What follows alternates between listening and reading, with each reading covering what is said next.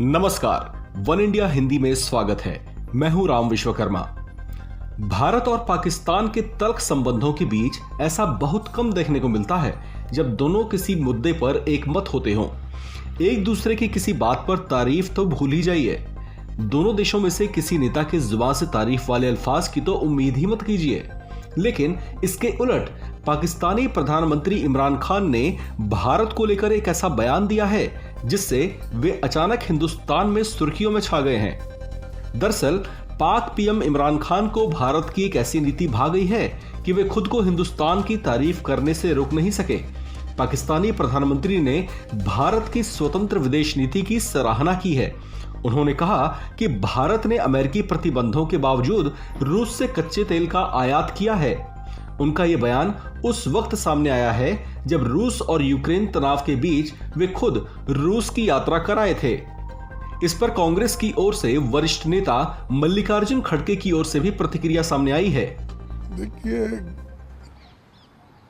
पहले से जो कांग्रेस एक नीति बनाई थी कि नॉन अलाइन पॉलिसी, हम किसी एक के साथ नहीं थे, तो हम अपनी पहचान पहले से ही अलग रखे थे।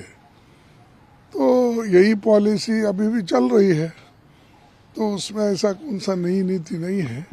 ये पुरानी नीति है नॉन अलाइन में, जो पंडित जवाहरलाल नेहरू जी ने शुरू की थी। इस मौके पर हालांकि कांग्रेस नेता उस दौर का श्रेय लेना नहीं भूले। खड़गे ने देश के नीति निर्माण में कांग्रेसवादी सोच का जिक्र भी अपने बयान में कर ही डाला। खैर, कभी अमेरिका के रहमो करम पर रहने वाले पाकिस्तान के प्रधानमंत्री जब रूस की यात्रा करके वापस लौटे तो दुनिया भर के अखबारों में उनकी सुर्खियां छपी, जबकि भारत का रुख अंतर्राष्ट्रीय बिरादरी में इस समय बेहद सधा हुआ पाया गया। इमरान खान ने भारत के स्टैंड की सराहना करते हुए आगे कहा कि भारत क्वाड समूह का हिस्सा होने के बावजूद उसने अमेरिकी प्रतिबंधों की बिल्कुल भी परवाह नहीं की। ऐसे में भारत की विदेश नीति पाकिस्तान के हित में भी रहेगी।